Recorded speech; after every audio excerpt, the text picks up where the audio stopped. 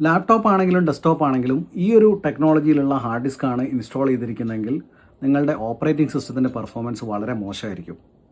ഇതിനെ എങ്ങനെ ഫാസ്റ്റ് ആക്കാം, ഏതാണ് പുതിയ ടെക്നോളജിയിലുള്ള ഹാർഡ് ഡിസ്ക് എന്നൊക്കെ പരിചയപ്പെടാം. ഫോളോ ചെയ്യാത്തവരാണെങ്കിൽ ഒന്ന് ഫോളോ ചെയ്ത് വെച്ചോ. ഇപ്പോൾ ഈ ഒരു ലാപ്ടോപ്പിലുള്ളത് ഞാൻ നേരത്തെ കാണിച്ച പോലെയുള്ള HDD എന്ന് പറയുന്ന ടെക്നോളജിയിലുള്ള, അതായത് പഴയ ടെക്നോളജിയിലുള്ള ഹാർഡ് ഡിസ്ക് ആണ്.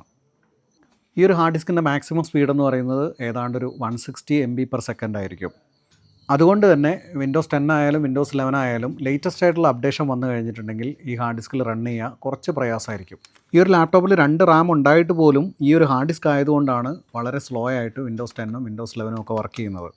ഈ ഒരു ലാപ്ടോപ്പ് ഹൈ സ്പീഡാക്കി മാറ്റണമെങ്കിൽ നമ്മൾ SSDയിലേക്ക് മാറേണ്ടി വരും.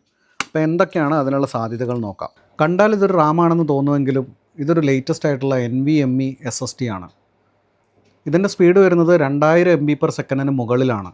അതുകൊണ്ട് തന്നെ OS ഇതിൽ വളരെ ഫാസ്റ്റായിട്ട് റൺ ചെയ്യും. PCIe സ്ലോട്ട് നമ്മുടെ ലാപ്ടോപ്പിലുണ്ടെങ്കിൽ ഈ ഒരു NVMe SSD നമ്മുടെ ലാപ്ടോപ്പിലേക്ക് അഡീഷണൽ ആയിട്ട് ഇൻസ്റ്റാൾ ചെയ്യാം. ഈ കാണുന്ന സ്ലോട്ടാണ് PCIe സ്ലോട്ട്. ഇനി നിങ്ങൾക്ക് ഈ ഒരു സ്ലോട്ട് ഇല്ലെങ്കിൽ നിങ്ങൾക്ക് സാധാ SATA SSD ഉപയോഗിക്കാം. SATA SSD എന്ന് പറയുന്നത് NVMeക്കാളും സ്പീഡ് കുറവായിരിക്കും, എങ്കിലും നമ്മളുടെ നോർമൽ HDDനെക്കാട്ടിലും സ്പീഡ് കൂടുതലായിരിക്കും. 400 മുതൽ 500 Mbps വരെ ആയിരിക്കും ഇതിൻ്റെ സ്പീഡ്. നോർമലി എല്ലാ ലാപ്ടോപ്പിലും ഒരു SATA ഹാർഡ് ഡിസ്ക് കണക്ട് ചെയ്യാൻ പറ്റുന്ന രീതിയിലായിരിക്കും. അതുകൊണ്ട് തന്നെ ഇത് കണക്ട് ചെയ്യണമെങ്കിൽ നിലവിലുള്ള HDD നമ്മൾ റിമൂവ് ചെയ്തതിന് ശേഷം മാത്രമേ ഇത് കണക്ട് ചെയ്യാൻ പറ്റൂ. CD ഡ്രൈവ് ഉള്ള ലാപ്ടോപ്പ് ആണെങ്കിൽ CD ഡ്രൈവ് മാറ്റിയതിന് ശേഷം അവിടെ നമ്മളൊരു കേസ് അഡീഷണൽ ഫിറ്റ് ചെയ്തിട്ടൊക്കെ ചെയ്യാറുണ്ട്. നിങ്ങളുടെ ലാപ്ടോപ്പിൽ PCIe സ്ലോട്ട് ഉണ്ടെങ്കിൽ NVMe SSD ആയിരിക്കും ഏറ്റവും ബെറ്റർ. സ്ലോട്ട് ഇല്ലെങ്കിൽ നിലവിലുള്ള HDD റീപ്ലേസ് ചെയ്തതിന് ശേഷം പുതിയ SSD ഇൻസേർട്ട് ചെയ്യേണ്ടി വരും.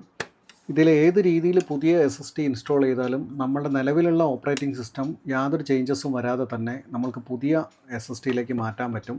OS എങ്ങനെ കോപ്പി ചെയ്യുക എന്നുള്ളത് നമുക്ക് നെക്സ്റ്റ് വീഡിയോയിൽ നോക്കാം. പുതിയ അപ്ഡേറ്റ്സിനായിട്ട് ഫോളോ ചെയ്യാത്തവരൊന്ന് ഫോളോ ചെയ്ത് വെച്ചോ.